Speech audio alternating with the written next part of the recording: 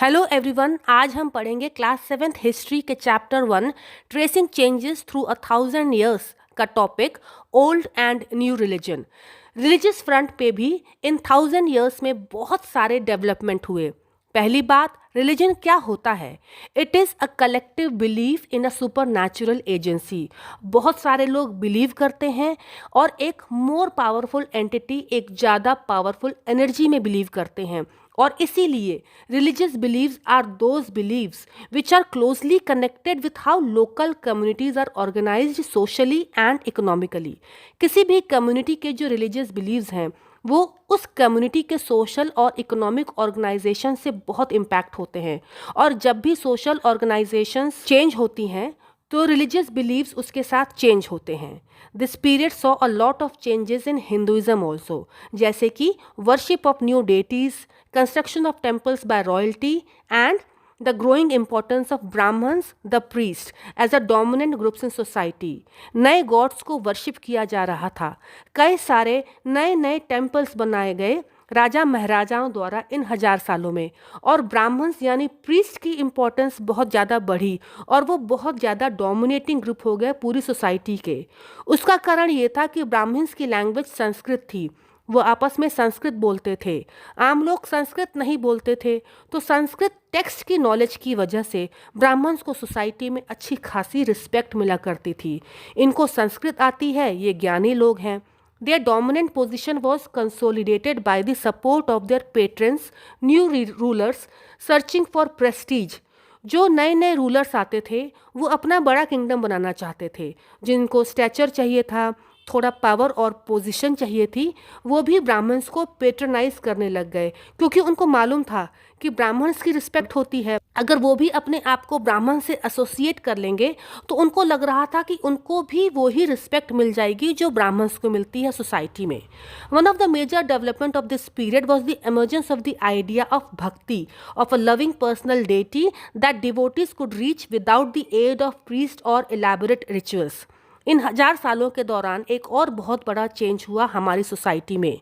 भक्ति एक बहुत ही लविंग पर्सनल रिलेशनशिप होती है अपने गॉड के साथ। अगर कोई आदमी भगवान से जुड़ना चाहता है, यूनिवर्सल कॉन्शियसनेस से जुड़ना चाहता है, तो उससे किसी प्रीस्ट की ज़रूरत नहीं पड़ेगी, उसे कोई इलैबोरेट रिचुअल्स भी नहीं करने पड़ेंगे। पहले के टाइम पर पूजा करने के लिए ब्राह्मण्स की ज़रूरत पड़ती थी। ब्राह्मण्स तमाम तरह के रीति रिवाज करवाते थे, रिचुअल्स करवाते थे। उस ब्राह्मण के थ्रू फिर आप भगवान तक पहुंच सकते थे। इस टाइम पर ब्राह्मण्स बहुत ज़्यादा डोमिनेटिंग हो गए। वो गरीब आदमी या लोअर कास्ट की सोसाइटी में जाते नहीं थे, तो वहाँ पर भक्ति मूवमेंट की शुरुआत हुई। अब ईश्वर की भक्ति के लिए प्रीस्ट या ब्राह्मण्स की ज़रूरत नहीं थी, तमाम पूजा पाठ करवाने की ज़रूरत नहीं थी। बस भक्ति करो, प्यार करो, सेवा करो उस ईश्वर की। आप उस भगवान से, यूनिवर्सल कॉन्शियसनेस से खुद जुड़ोगे। ये फिलॉसफी खुल के बाहर आई इन 1000 सालों में। अब यहीं पर जान लेते हैं कि पेट्रन वर्ड का मीनिंग क्या होता है। पेट्रन्स कौन होते हैं? An influential wealthy individual who supports another person, an artist, a craftsperson, a learned man or a noble। जब कोई भी वेल्दी इन्फ्लुएंशियल इंसान किसी और को सपोर्ट करता है, स्पेशली आर्टिस्ट को या क्राफ्ट पर्सन को, लर्नड मैन, नोबल, इन सब को, तो उसको पेट्रन कहा जाता है। ये तो बात थी पुराने रिलीजन की, हिंदुइज्म की। इन 1000 सालों में एक नया रिलीजन हमारे देश में आया। ये रिलीजन था इस्लाम का। ये रिलीजन आया मर्चेंट्स और माइग्रेंट्स के थ्रू, जो कि हिंदुस्तान आए, जिन्होंने होली कुरान की टीचिंग्स को प्रीच किया। Quran is the Holi book of Islam. इस तरीके से इंडिया में इस्लाम की शुरुआत हुई। हमारे देश के कई सारे रूलर्स इस्लाम और उलेमा के पेट्रन थे। उलेमा क्या होता है? Learned theologist and jurist. Theologian मतलब अ पर्सन हु स्टडीज और is a specialist in religion. तो उलेमा एक्चुअली वे लोग होते हैं जिनको इस्लाम की बहुत ज़्यादा नॉलेज होती है।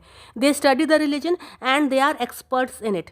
जैसे हिंदुइज्म को अलग अलग तरीके से इंटरप्रेट किया गया अलग अलग टाइम पे, उसी तरीके से इस्लाम को भी अलग अलग तरीके से इंटरप्रेट किया गया। इस्लाम में भी अलग अलग चेंजेस आए। They were the Shia Muslims who believed that the Prophet Muhammad's son-in-law Ali was the legitimate leader of the Muslim community, and the Sunni Muslims who accepted the authority of the early leaders, that is Khalifas of the community and the succeeding Khalifas। 600 AD से 700 AD के बीच में Saudi Arabia में एक profit थे, profit Mohammad. Profit Mohammad साहब ने इस्लाम को फैलाना शुरू किया। जब प्रॉफिट मोहम्मद की डेथ हुई तो उनके फॉलोअर्स के सामने एक सवाल उठा कि मुस्लिम कम्युनिटी को लीड कौन करेगा। कुछ लोगों का मानना था कि मुस्लिम कम्युनिटी को लीड करना चाहिए प्रॉफिट मोहम्मद के जो सन इन लॉ थे अली, उनको। ऐसे लोग जिन्होंने प्रॉफिट मोहम्मद के सन इन लॉ को अगला हेड माना, वो लोग बन गए शिया मुस्लिम। और जबकि कई ऐसे लोग थे जिन्होंने उनके सन इन लॉ को मुस्लिम कम्युनिटी का लीडर मानने से मना कर दिया।